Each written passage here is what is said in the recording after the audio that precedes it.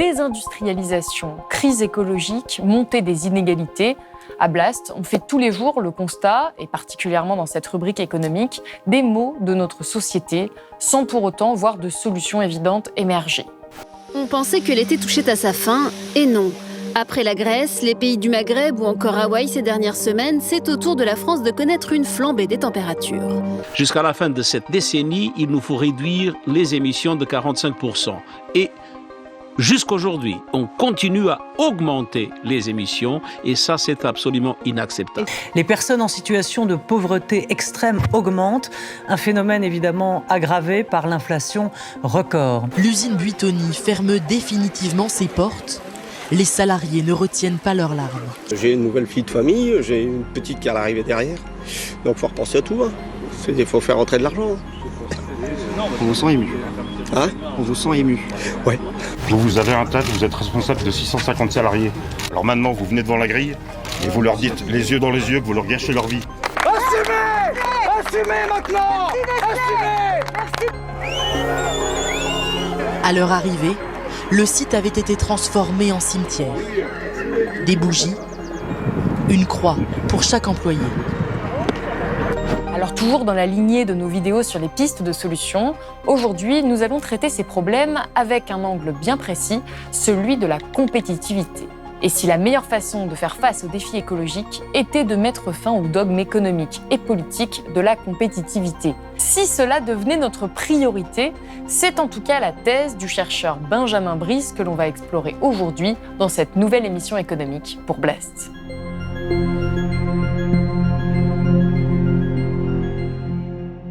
Benjamin Brice, bonjour. Bonjour. Vous êtes docteur en sciences politiques de l'EHESS. Vous êtes l'auteur de La sobriété gagnante aux éditions Libri-Nova en 2022 et vous venez de publier ce nouveau livre, L'impasse de la compétitivité, aux éditions Les Liens qui libèrent.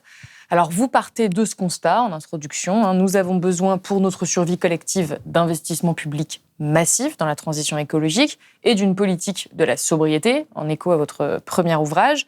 Pourtant, nos dirigeants échouent et ne sont pas du tout à la hauteur du problème. Ça, c'est quelque chose qu'on a maintes fois documenté à Blast. C'est un petit peu le souci qu'on essaie de comprendre. Et vous vous posez la question dès le début du livre, alors que les services publics sont en déliquescence et que les inégalités se creusent, pourquoi cet échec politique ? Pourquoi est-ce qu'il y a ce refus d'agir ? Est-ce que c'est vraiment un refus d'agir d'ailleurs, puisqu'on vit dans un pays riche où les pouvoirs publics disposent tout de même d'importants leviers d'action ? Alors, tout de suite, vous rappelez le caractère multifactoriel du problème. Évidemment, ce n'est pas binaire, il n'y a pas une cause à cette inaction. Mais vous avez décidé, dans cet ouvrage, de vous attarder sur l'une des causes, et peut-être, selon vous, la cause principale, c'est la compétitivité. Vous écrivez, je cite, « Les gouvernants, ainsi qu'une partie non négligeable de la population française, surtout au sein des classes supérieures, estiment que la France n'a pas du tout intérêt à agir avec résolution en matière d'écologie, d'inégalité et de services publics. Sans doute y aurait-il quelque chose de juste et de noble à le faire, mais cela s'avérerait finalement très dangereux pour le pays. Pourquoi donc ? Parce que cela reviendrait à affaiblir un élément essentiel à notre prospérité et même à notre survie, la compétitivité de notre économie. » Alors, je vais commencer tout de suite avec la question simple, mais pourquoi s'attarder sur la compétitivité ? Pourquoi dire l'impasse de la compétitivité et pas l'impasse du néolibéralisme ou l'impasse du capitalisme ? Eh bien, parce que, effectivement, le mot compétitivité fait partie du débat public, pleinement depuis, disons, plusieurs décennies. L'avantage du mot compétitivité, c'est qu'il est utilisé par les gouvernants actuels, que ce soit par le gouvernement d'Emmanuel Macron, mais également avec les mandats précédents, sous François Hollande, Nicolas Sarkozy, Jacques Chirac, etc. Donc la notion de compétitivité est revendiquée dans l'échiquier politique, ce qui n'est pas le cas du néolibéralisme. Le mot néolibéralisme est utilisé comme accusation, en général avec des éléments intéressants derrière pour étayer cette accusation, mais personne ne revendique le néolibéralisme.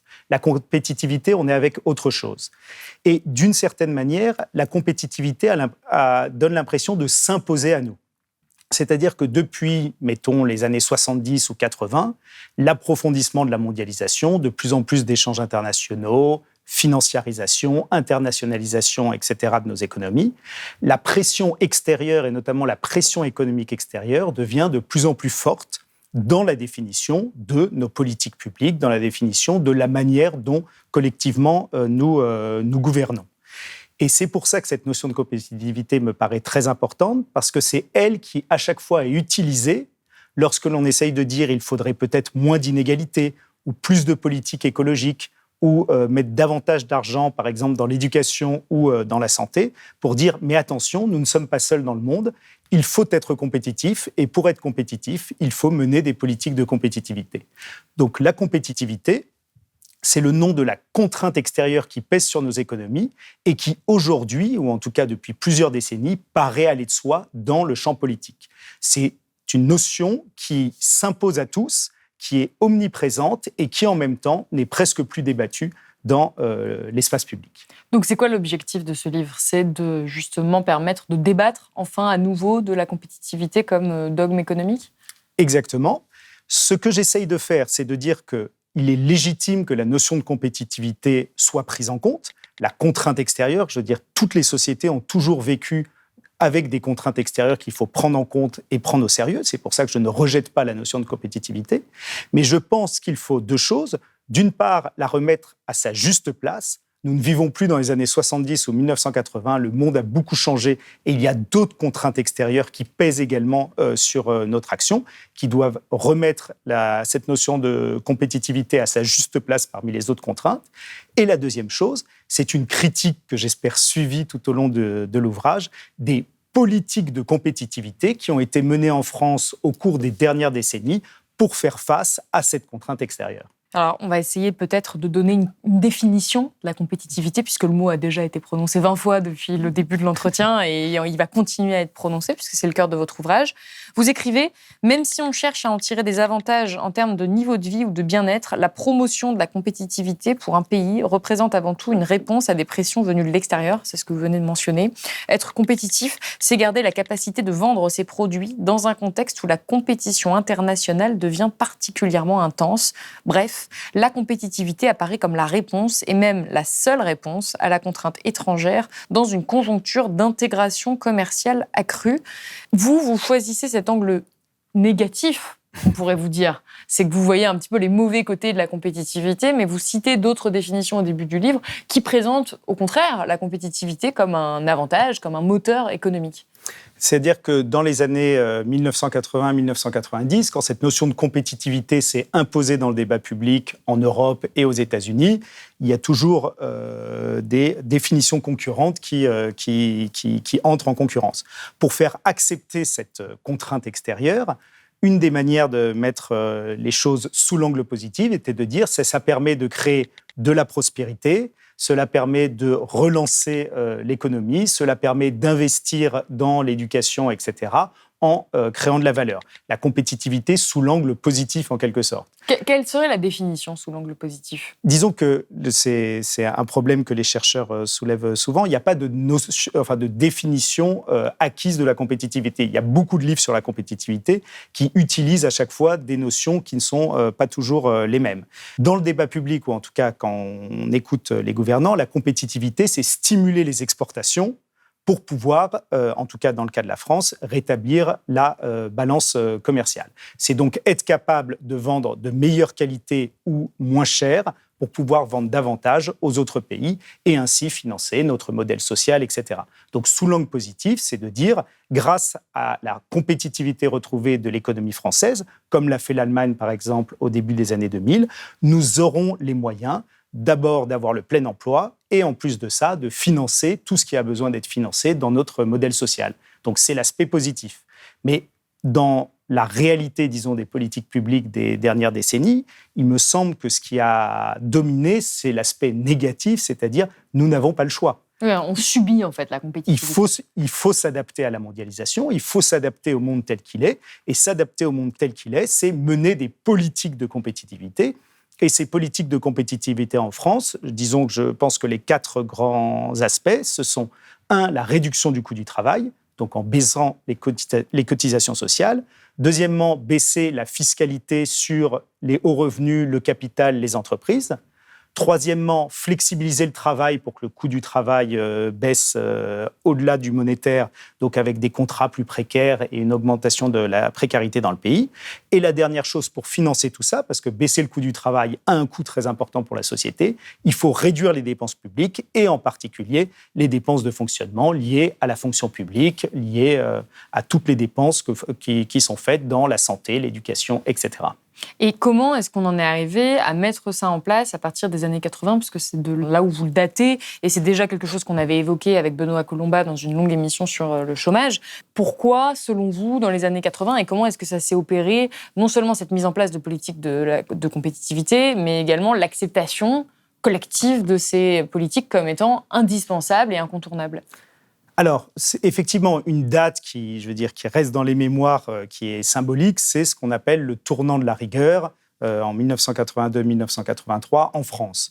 Les socialistes arrivent au pouvoir en 1981 avec un programme qui n'est pas du tout tourné vers la compétitivité, qui est un programme, disons, de relance keynésienne ou néo-keynésienne, et qui arrive à cause du déficit commercial qui s'accroît, des importations qui augmentent, à cause de la réalité des pressions extérieures dans un monde qui a déjà commencé à se mondialiser. Et le choix symbolique qui a été fait par François Mitterrand, c'est de se dire « j'abandonne, disons, ce programme socialiste » au profit de la construction européenne. Et pour cette construction européenne qui suppose une zone de libre-échange avec des pays ayant des systèmes sociaux, etc., différents, eh bien, il faut jouer le jeu de la compétitivité. Oui, ce que vous expliquez, c'est que la construction européenne, c'est vraiment la porte d'entrée vers la compétitivité. La construction européenne a été, d'une certaine manière, l'aspect positif pour vendre à la population française des réformes dont elle n'avait pas spécialement envie.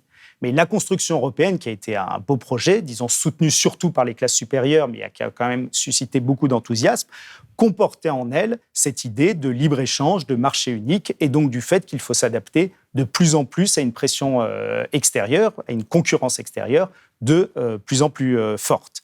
Et pour l'acceptation, ça a été accepté par la plupart des socialistes au pouvoir. La droite au pouvoir a poursuivi les mêmes politiques et on peut dire que dans les dernières décennies, cet imaginaire de la compétitivité a dominé. Mais en revanche, dans la population dans son ensemble et en particulier dans les classes populaires, la question est un petit peu plus ambiguë. Il y a, je crois, enfin j'essaie de le montrer dans un chapitre, il y a clairement une volonté des dirigeants d'aller vers ce type de politique socio-économique, souvent malgré ou contre l'avis d'une majorité de la population, en particulier dans les classes populaires, car la population, et notamment les employés et les ouvriers, eux vivent de plein fouet les conséquences de la concurrence internationale, de la désindustrialisation de la France et toutes les conséquences en termes de précarité qu'ont pu avoir ces politiques dans les dernières décennies. Est-ce que la réforme des retraites, par exemple, s'inscrit dans le cadre de la politique de la compétitivité ? On pourrait en débattre, mais j'ai l'impression que clairement, dans l'esprit d'Emmanuel Macron, la réforme des retraites a été faite en regardant l'âge de départ en retraite des autres pays de l'Union européenne. Donc, c'est de dire qu'en France, par rapport à d'autres pays, nous ne travaillons pas suffisamment tard. Donc, il faut s'aligner sur les autres économies pour créer davantage d'activités, et notamment des activités d'exportation vis-à-vis des autres. Donc, je pense qu'en tout cas, ça reste effectivement dans cette idée de baisser le coût du travail, stimuler l'activité économique, qui est dans le cadre de la compétitivité. En fait, quand on vous lit, on a l'impression que la compétitivité, ça crée une forme de nivellement par le bas à l'international sur de nombreux sujets que vous avez évoqués, notamment les fameux 4 axes. J'aimerais qu'on revienne sur le fait que ces politiques n'atteignent même pas leurs objectifs premiers de base. Vous expliquez que c'est un véritable échec ces 40 dernières années. Pourquoi ? Justement, c'est là-dessus que j'axe le livre. La compétitivité est une demande légitime dans une économie ouverte, il faut prendre ça en compte. Mais ce qui devrait nous alerter, et ce qui devrait alerter, je crois, les classes supérieures ou les élites de ce pays, c'est le fait qu'après au moins 15 années de politique de compétitivité assumée, disons, depuis la crise de 2008 et l'élection de Nicolas Sarkozy, tous les gouvernements ont été sur cette ligne et pourtant nous sommes dans une situation qui apparaît particulièrement négative. La balance commerciale ? Alors, la balance commerciale, c'est quand même un cas d'école puisque la compétitivité vise à augmenter les exportations et rééquilibrer la balance commerciale, voire obtenir des excédents sur le modèle de ce qu'a fait l'Allemagne. La balance commerciale est plus négative que jamais aujourd'hui en France. Depuis le début des années 2000, elle est négative et elle a atteint des records dans les dernières années, des records de déficit. Nous sommes à, pour l'année 2022, plus de 180 milliards de déficit commercial. C'est presque 8 points de PIB, c'est énorme. Si on met de côté l'énergie, parce que l'énergie fluctue selon les années, si on regarde la balance manufacturière, c'est-à-dire tout ce que l'on produit d'un point de vue industriel, c'est-à-dire le déficit montre tout ce que l'on consomme comme produit industriel mais qu'on ne produit plus nous-mêmes, eh bien ce déficit ne fait lui aussi qu'augmenter, et notamment dans les dernières années, et le record de 2022 est à peu près à 80 milliards d'euros, soit à peu près 3 points de PIB. Donc malgré toutes ces politiques qui sont mises en place de baisse du coût du travail, de flexibilisation de la main-d'œuvre, de réduction des dépenses publiques, etc., eh bien nous n'arrivons pas à redresser la balance commerciale. Et c'est je crois, le point d'entrée que j'essaie d'utiliser dans mon livre pour dire: est-ce que les politiques que l'on mène sont vraiment aussi raisonnables qu'ont l'air de le penser une bonne partie des personnes participant au débat politique? Oui, est-ce qu'on pourrait aussi parler des chiffres du chômage qui, même si le chômage se réduit, on n'arrive tout de même pas du tout à l'éradiquer, on s'en approche même pas. Donc, oui.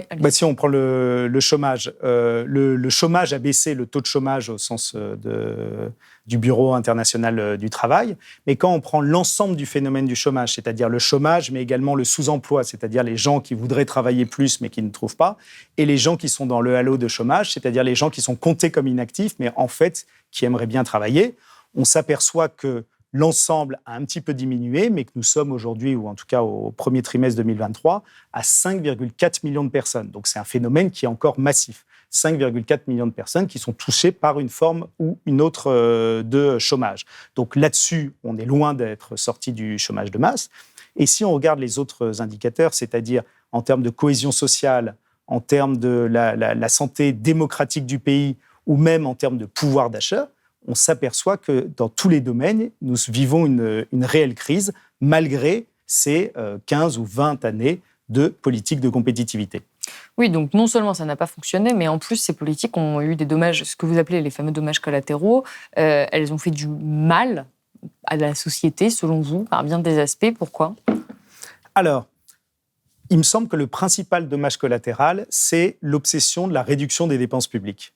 C'est-à-dire que pour financer la baisse des cotisations sociales, on doit être aujourd'hui à peu près par an à 70 milliards de réduction de cotisations sociales, allègements divers, CICE, etc., pour réduire le coût du travail en France. Oui. Mais le problème, c'est qu'à côté de ça, la population continue de vieillir, c'est-à-dire qu'on a plus de besoins en retraite, financement des retraites, et plus de besoins en financement de la santé. Donc les dépenses, elles, ne diminuent pas. Donc comment est-ce qu'on fait pour baisser les prélèvements obligatoires d'un côté et financer le reste de l'autre ? Eh bien, ce qui est devenu en quelque sorte évident dans le débat public, c'est qu'il faut réduire les dépenses de fonctionnement de la collectivité. Et les dépenses de fonctionnement, qu'est-ce que c'est ? Ce sont tous les salaires des agents de la fonction publique et tout ce dont ils ont besoin pour travailler, les loyers, les véhicules, les ordinateurs, etc. Mais ce dont il faut se rendre compte, c'est que ça représente à peu près 18 points de PIB. Les dépenses publiques en France, c'est autour de 57 ou 58 points de PIB. C'est-à-dire que ces dépenses de fonctionnement, c'est qu'une toute petite partie des dépenses publiques en France. Et ce qu'il faut comprendre, c'est que dans les 40 dernières années, ces dépenses n'ont pas augmenté en part de PIB. À la fin du mandat de Valéry Giscard d'Estaing, on était à 18 points de PIB. Aujourd'hui, nous sommes encore à 18 points de PIB. Et pourtant, c'est une idée reçue qu'on a, qu'il y aurait une espèce d'augmentation incontrôlée de la dépense publique. Ce qu'il faut comprendre, c'est que ce qui augmente dans les dépenses publiques, c'est les prestations et transferts. Les prestations et transferts, ce sont principalement les dépenses de retraite qui ont beaucoup augmenté dans les 40 dernières années. Les prestations, la médecine de ville, les remboursements de médecine, etc. Il y a des subventions aux entreprises également. Et il y a également le financement de la précarité, en quelque sorte, ou du chômage de masse. Dans les années 1960, nous avions moins de 1 point de PIB pour tout ce qui était allocation logement, allocation chômage, pauvreté, aide, prestations diverses. Aujourd'hui, nous sommes à 4 points de PIB. Parce qu'effectivement, la précarisation de la population a un coût en termes de transfert. Mais donc, si on revient sur les services publics, disons, ces 18 points de PIB qui sont dépenses de la fonction publique et tout ce dont ils ont besoin pour travailler, il faut se rendre compte qu'il n'y a pas eu d'augmentation. Il y a même eu une baisse depuis le milieu des années 90, une baisse continue de ce volume, alors que les besoins, eux, augmentent. Comment est-ce qu'ils augmentent ? La population vieillit, donc il y a plus de besoins dans les hôpitaux. On met de plus en plus de gens dans les études supérieures, donc il y a besoin de plus d'argent dans les universités, etc. Les conflits internationaux font qu'on a besoin de plus d'argent dans l'armée. La population carcérale augmente beaucoup plus vite que la population française, donc il y a plus de besoins dans la justice. L'écologie est un domaine qui demande aussi beaucoup d'argent. Donc on a un budget constant en part de PIB et en même temps les besoins qui augmentent. Et ça, je crois que c'est l'explication assez claire, et j'ai du mal à voir comment on pourrait le nier, de la dégradation que l'on voit des services publics un petit peu partout en France. Le sous-financement de la santé, de l'éducation, de la recherche, de la police, de la justice, etc., est lié au fait que l'on se concentre sur ces dépenses de fonctionnement qu'on veut absolument réduire pour financer tout ce qu'il y a à côté de politique de compétitivité, et qui, derrière, pose de gros problèmes pour le pays en termes de cohésion sociale, parce que quand on ne finance pas la santé, l'éducation, etc., eh bien, les gens qui ont les moyens vont dans le privé et les autres subissent les fermetures d'antennes, les fermetures de maternités, les fermetures d'écoles, etc. Et de l'autre côté, de projection dans l'avenir, car un pays qui n'investit plus dans la recherche, qui n'investit plus dans l'éducation, etc., est un pays qui se voue lui-même au déclassement sur le long terme. Mais c'est pour ça que c'est vraiment important de comprendre de quoi on parle quand on parle d'investissement public. Il y a un chiffre qui m'a marqué.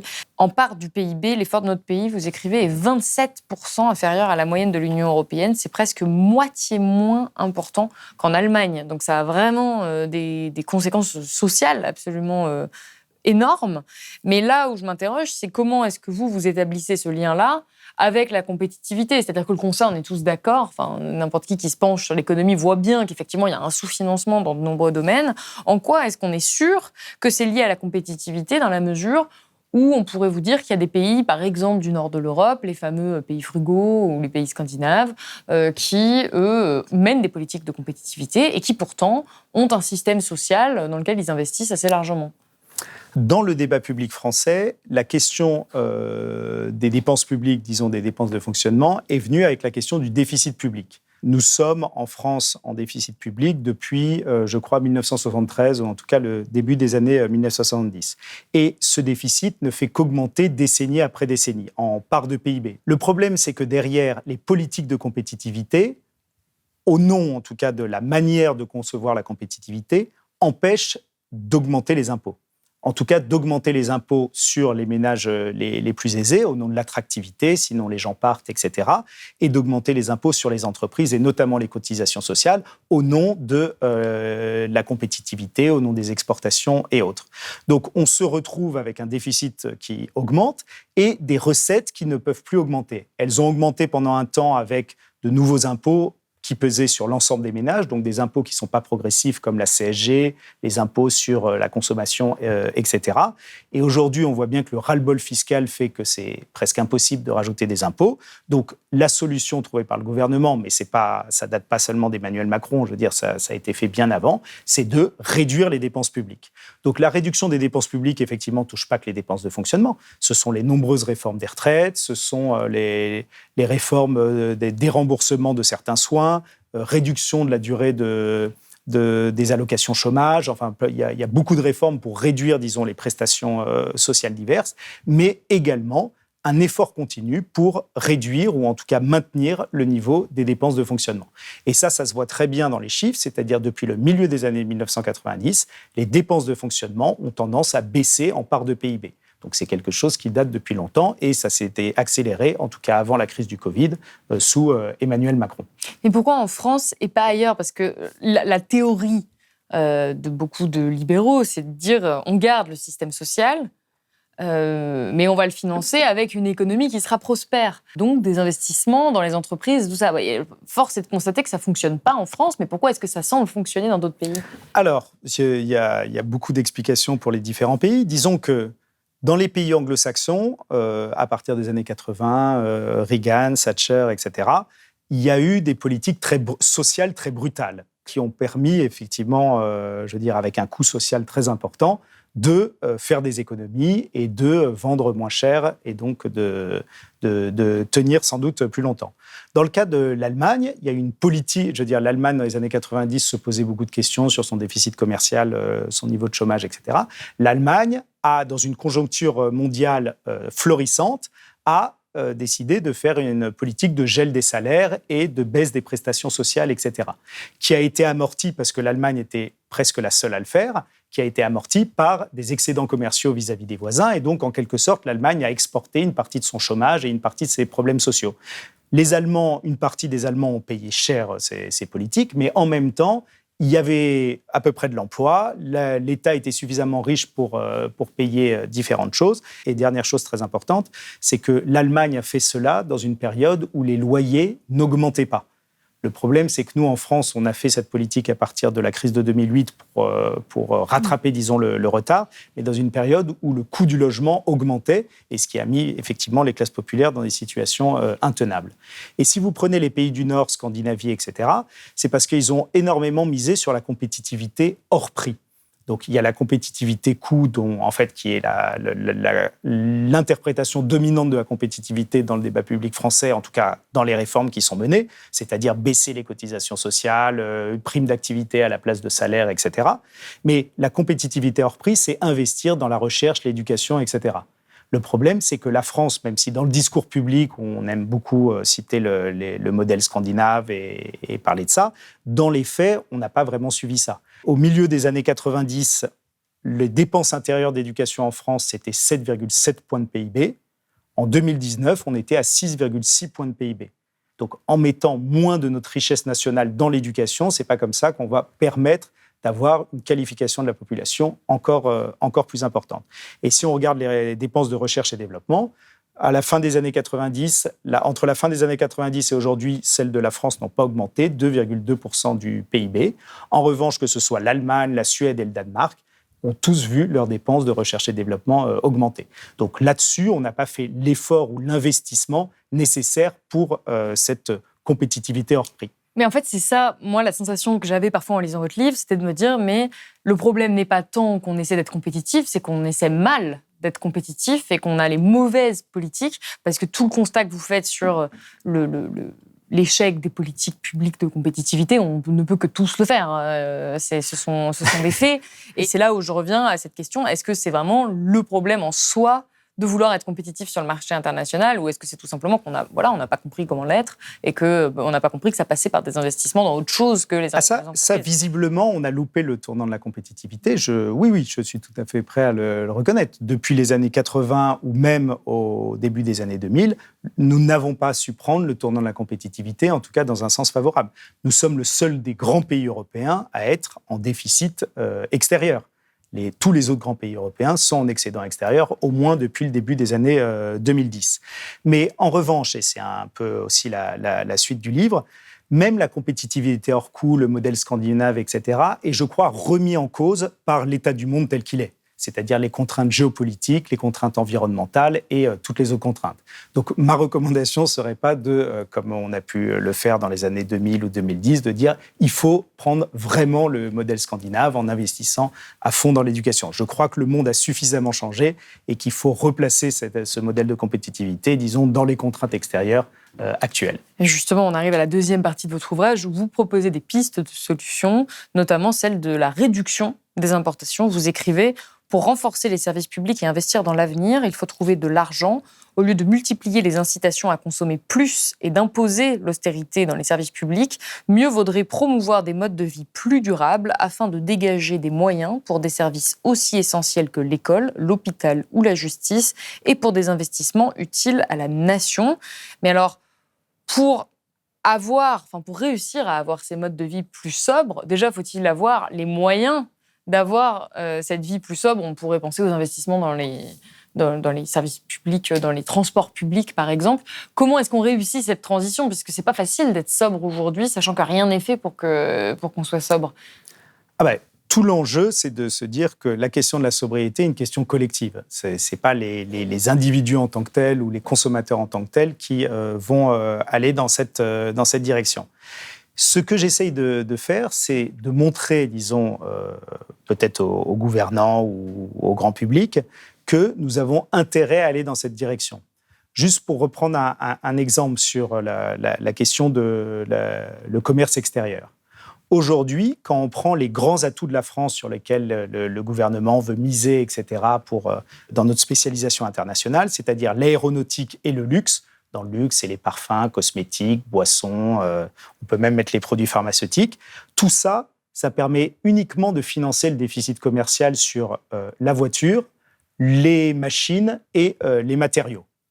Mais à côté de ça, il nous reste encore à financer beaucoup de déficits commerciaux sur les produits numériques, c'est plus de 20 milliards de déficit commercial, sur l'électroménager, la viande, le poisson, les fruits, les légumes, les meubles, les jouets, les articles de sport, etc. C'est-à-dire que la plupart des objets ou des produits même alimentaires qui peuplent notre quotidien sont de plus en plus faits à l'extérieur. Si on prend seulement les produits fabriqués hors agroalimentaire, il y a seulement 1/7 de la valeur de la consommation des ménages qui est made in France, qui est fabriqué en France. Tout le reste est importé. Donc, on aura beau se spécialiser dans l'aéronautique et le luxe, ça ne va pas suffire à financer tout ça, sachant qu'on ne parle même pas de la facture énergétique, du fait que dans les années 2010, en moyenne, on a 50 milliards d'importations de pétrole, de gaz et de charbon. Et sans compter le fait qu'à côté de ça, les autres pays qu'on voulait mettre dans la spécialisation internationale du travail, dans les produits bas de gamme ou dans les matières premières, eux aussi ont envie de prendre la part du gâteau de la haute valeur ajoutée. Eux aussi montent en gamme, on le voit avec la Chine, mais avec d'autres pays. Eux aussi décident de remonter les filières à partir des produits bruts. Et donc, la concurrence ne fait que s'intensifier. C'est-à-dire que même nos positions, disons, dans nos domaines de spécialité, sont peu à peu menacées. Donc, je crois que même dans une analyse uniquement en termes de compétitivité sur le commerce extérieur, nous sommes dans une situation très critique et il faut regarder les choses autrement. Et regarder les choses autrement, c'est, à mon avis, au lieu de regarder en permanence les exportations, comment exporter plus, qui est le gros de l'activité économique du gouvernement, essayer de voir comment importer moins.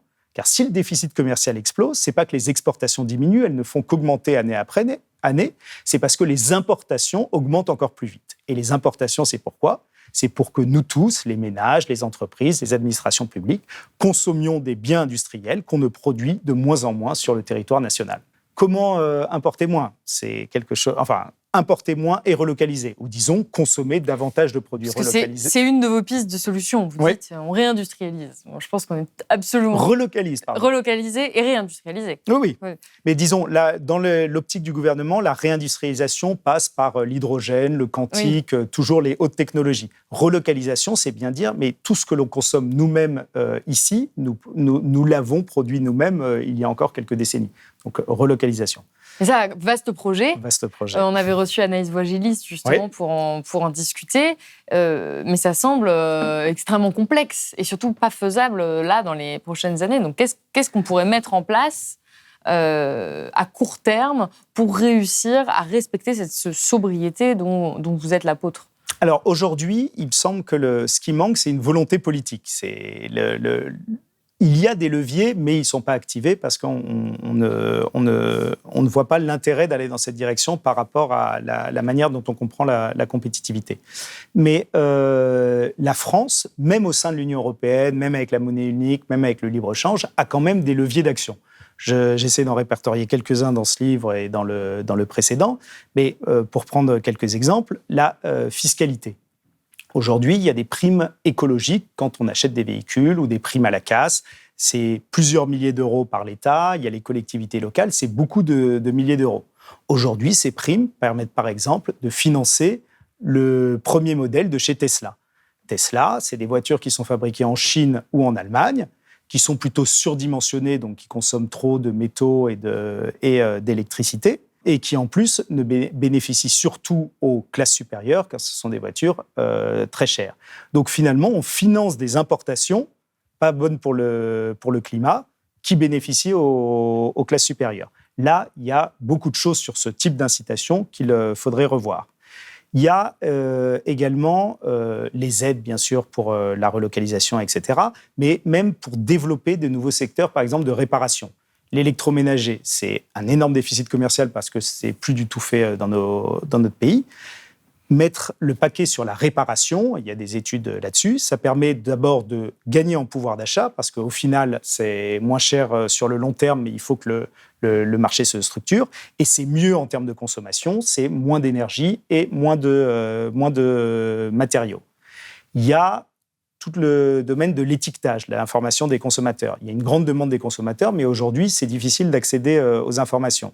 Le Nutri-Score, par exemple, qui s'est imposé de lui-même, a permis, il y a une étude du FC Que Choisir, a permis sur les aliments, les barres de céréales, les céréales, etc., que les industriels eux-mêmes décident de se faire la concurrence sur le Nutri-Score et donc proposent des produits moins gras, moins sucrés, moins salés. Pour revenir sur le véhicule, dans la dernière décennie, le prix du véhicule moyen a augmenté beaucoup plus vite que le SMIC. C'est-à-dire qu'il faut plus de mois de SMIC aujourd'hui qu'avant. Pourquoi ? Parce qu'il y a eu la nouvelle mode des véhicules, les SUV, avec un énorme investissement publicitaire derrière, mais qui n'a aucun intérêt pour nos intérêts collectifs. C'est-à-dire que ça met les gens dans une situation de contrainte sur le pouvoir d'achat qui est très négative.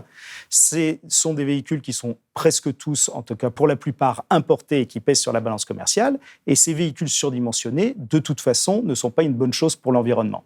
Clairement, le gouvernement devrait donner des indications sur le long terme aux constructeurs, français et d'ailleurs étrangers, en disant le but, et nous allons mettre tous nos outils fiscaux, etc., dans cette direction, des véhicules moins surdimensionnés, fabriqués localement et abordables pour les ménages. Nous avons tout intérêt à aller dans cette direction-là.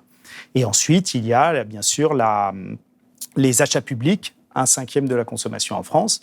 Par exemple, les cantines dans les écoles, les EHPAD, etc. Je veux dire, je ne comprends pas pourquoi on continue à avoir de la viande ou du poisson importé. On importe 3 millions de tonnes de poissons et de viande en France chaque année. Et il y a bien sûr toutes les aides aux entreprises, presque 3 points de PIB sur les baisses de cotisations sociales. Pourquoi ne pas les faire en sorte qu'elles dépendent de différents critères allant dans le sens de l'intérêt général.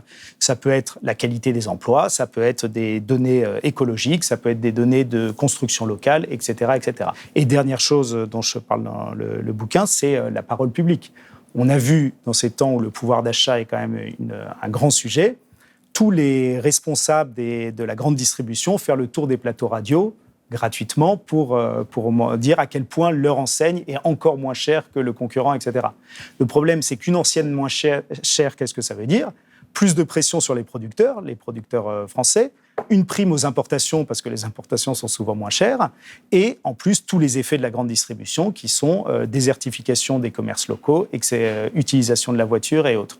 On aurait intérêt, puisque ces gens-là utilisent la parole publique, à ce que nos dirigeants les prennent au mot et leur disent « très bien, mais dans ce cas-là, faites-vous aussi la concurrence sur qui est-ce qui met en avant, par exemple, les fruits et légumes de saison, qui est-ce qui met en avant le pourcentage de produits locaux dans leur catalogue, etc., etc. » Avant d'en venir, disons, aux interdictions, aux réglementations dures, etc., je crois qu'il y a quand même beaucoup de choses à faire qui pourraient, disons, inciter les consommateurs, les entreprises et les administrations publiques à avoir des comportements de consommation beaucoup plus vertueux pour l'intérêt général.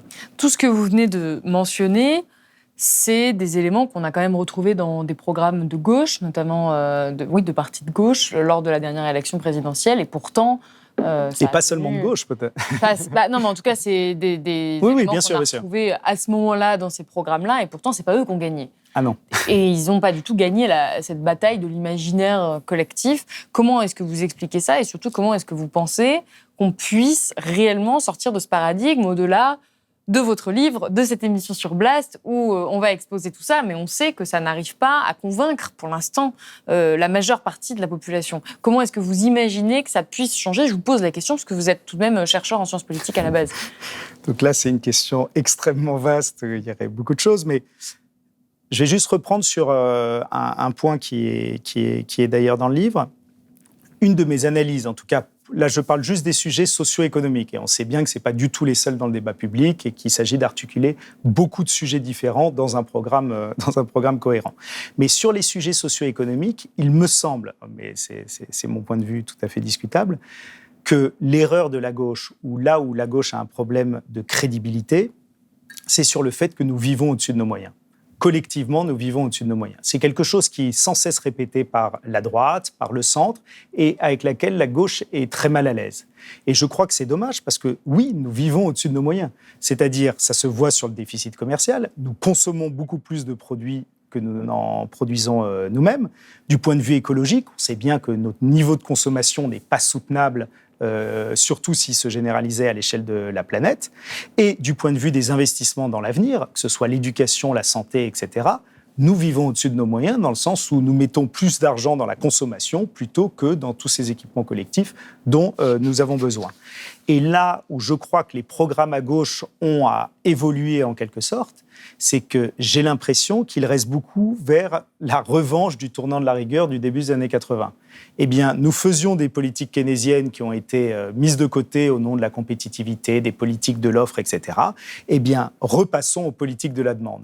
Et je crois que les politiques de la demande, dans un monde, disons, fini comme le nôtre, avec les contraintes géopolitiques, les contraintes écologiques, etc., ne sont pas adaptées non plus. C'est pour ça que je parle de sobriété. Quand la NUPES met en avant quelque chose comme 150 milliards de consommation populaire en plus, je crois que là, il y a un problème sur la manière dont on envisage les choses. 150 milliards de consommation en plus, par décret, donc immédiatement, ça veut dire plus d'importations, plus de poids écologique et donc plus de pression extérieure en retour parce qu'il va bien falloir financer tout ça.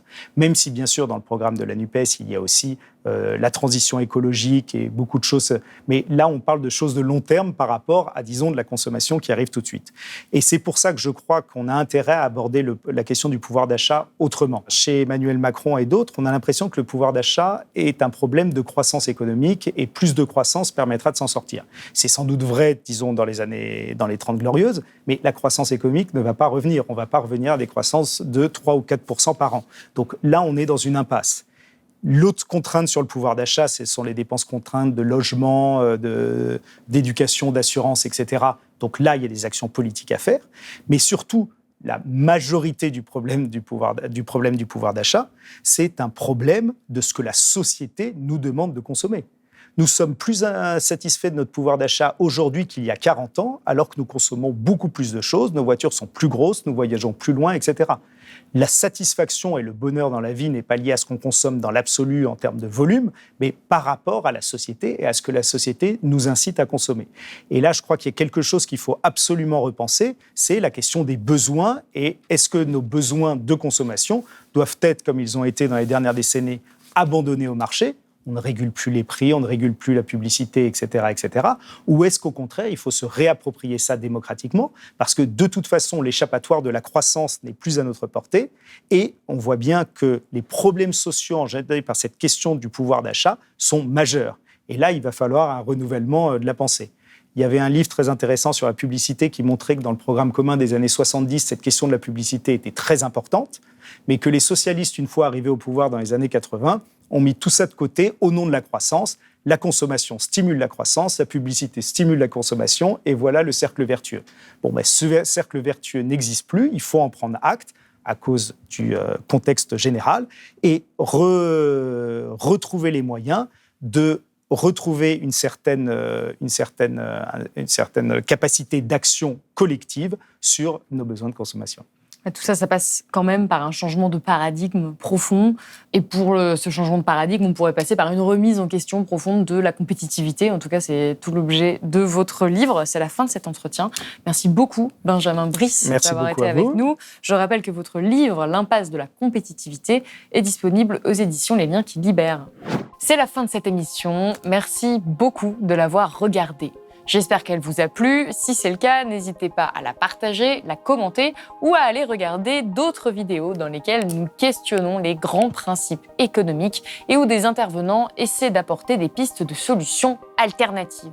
Ça peut vous paraître banal, mais il est rare dans les médias, en tant que journaliste, d'avoir la possibilité de travailler plusieurs jours sur de longues interviews d'experts qui proposent des alternatives au système libéral. Ici, j'interviewe qui je veux, quand je veux, et le format est aussi long que je le souhaite. Et si Blast peut m'offrir cette liberté journalistique exceptionnelle, c'est grâce à vous, vous qui nous financez. Nous avons un modèle économique peu commun puisque nous ne vivons que grâce à vous, notre audience, tout en rendant le contenu accessible à tous. Donc si vous le pouvez, vraiment, n'hésitez pas à nous soutenir en vous abonnant ou en faisant un don sur blast-info.fr. Et moi, je vous dis à bientôt.